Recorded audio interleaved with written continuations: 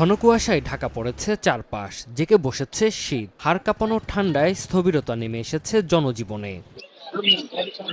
হিমেল হাওয়া ও কনকনে বাতাসে কাঁপছে উত্তরের জনপদ। তাপমাত্রার পারদ নেমেছে ৯ ডিগ্রির ঘরে। ভোর থেকে ঝরছে কুয়াশা, সেই সঙ্গে বৃষ্টির মতো পড়ছে শিশির। দেশে আজ সর্বনিম্ন তাপমাত্রা ৯ ডিগ্রি সেলসিয়াস রেকর্ড করা হয়েছে রাজশাহী, পাবনার ঈশ্বরদী ও নওগাঁর বদলগাছীতে।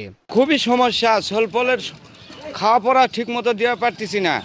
এইরকম কুয়াশা হলে কি করব আমরা?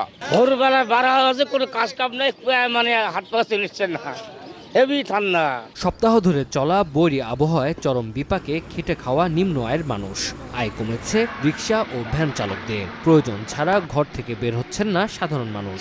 এছাড়া তীব্র ঠান্ডায় ব্যাহত হচ্ছে বড় আবাদও। চলাফেরা খুব কষ্ট করতে হয়, শীতের অনেক কাপড় পরছি তারপরও শীত করে। কনকনে ঠান্ডায় হাসপাতালে বাড়ছে ঠান্ডাজনিত রোগীর সংখ্যা। শয্যার তুলনায় ৩ গুণ রোগী ভর্তি আছেন হাসপাতালে। সবচেয়ে বেশি আক্রান্ত হচ্ছেন শিশু ও বৃদ্ধরা। বাচ্চারা মাসে বাসায় একটা নোংরা জিনিস গালাই দিল, ওখান থেকে আবার ডায়রিয়া হয়ে যেতে পারে, এটাই স্বাভাবিক। কিন্তু বেড থাকলে, তার উপরে থাকলে বাচ্চাটার সমস্যা হয় না। আবহাওয়া অধিদপ্তরের তথ্য মতে রাজশাহী, পাবনা, নওগাঁ, সিরাজগঞ্জ, নীলফামারী, কুড়িগ্রাম, যশোর, চুয়াডাঙ্গা ও কুষ্টিয়া জেলাসমূহের উপর দিয়ে মৃদু শৈত্যপ্রবাহ বয়ে যাচ্ছে এবং তা অব্যাহত থাকতে পারে। তানজিল হাসনাত, সময় সংবাদ।